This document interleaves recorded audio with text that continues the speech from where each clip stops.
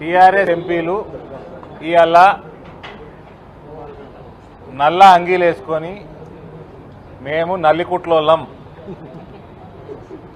మాకిగా మాట్లాడటానికి ఏం లేదు,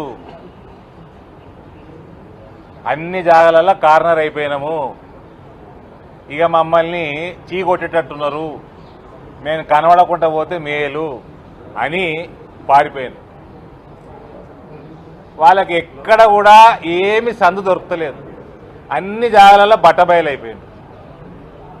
కేంద్రము 35 లక్షల మెట్రిక్ టన్నులకి వెళ్ళి 94 లక్షల మెట్రిక్ టన్నులకు పెంచింది. నిజమైన ఫెడరల్ స్ట్రక్చర్ స్ఫూర్తిని మోడీ గవర్నమెంట్ డిస్ప్లే చేసింది గత 4 ఏళ్ల నుంచి. ఎక్కడ కూడా ముఖం చూపించుకునే పరిస్థితి టీఆర్ఎస్ వాళ్ళకి లేకుండా పోయింది. ఇవాళ టీఆర్ఎస్, బీజేపీ ఈ పార్టీలన్నీ పక్కకు పెడదాం. ఇవాళ కేసీఆర్ అనేటోడు, కేసీఆర్ కేటీఆర్ అనేటోళ్ళు ఇద్దరు తెలంగాణ రాష్ట్రంలో రైతాంగాన్ని టోటల్గా చౌరస్తా మీద వదిలేసింది. వాళ్ళకి ఎటూ తోచని పరిస్థితులలో ఉన్నారు. వాళ్ళకు దిక్సూచి లేదు, దిశానిర్దేశం లేదు. ఎందుకోసం అంటే ఈ పరిస్థితులకి రైతులను తీసుకొస్తే వాళ్ళు డిస్ట్రెస్ సేల్ చేయాల. 4 ఏళ్ల కింద మక్క రైతులకు ఇదే పరిస్థితి తీసుకొచ్చారు కావాలని. ఎక్కడ లేని విధంగా 1,00,000 టన్నుల లాటు అమ్మకానికి ఆక్షన్కి పెడతాం.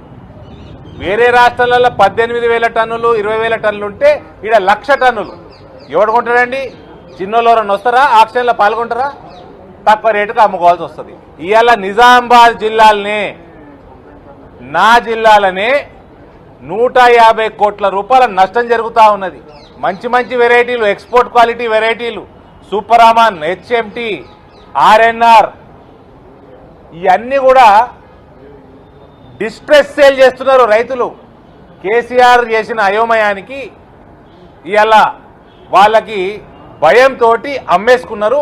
With in no time rice మిల్లర్లు అన్ని మళ్ళా కొన్నోళ్ళు బ్రోకర్లు ఎవరైతే ఉన్నారో వాళ్ళు 2,000 పైన అమ్మేసుకుంటున్నారు. ఇది మొత్తం కేసీఆర్ కేటీఆర్ కరప్షన్ స్ట్రాటజీ. దాంట్లో రైతులు విక్టిమ్స్ అవుతున్నారు. ఇది అర్థం చేసుకోవాలి తెలంగాణ సమాజం.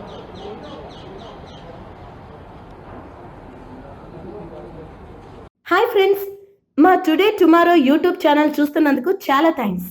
మరిన్ని లేటెస్ట్ వీడియోస్ కోసం వెంటనే సబ్స్క్రైబ్ చేయండి. అలాగే ఈ బెల్ ని కూడా రింగ్ చేసేయండి. మా నోటిఫికేషన్స్ అన్ని మీ మొబైల్లో వస్తాయి. అలాగే మా వీడియోస్ మీకు నచ్చితే లైక్ చేయండి, షేర్ చేయండి, నచ్చకపోతే కామెంట్ చేయండి.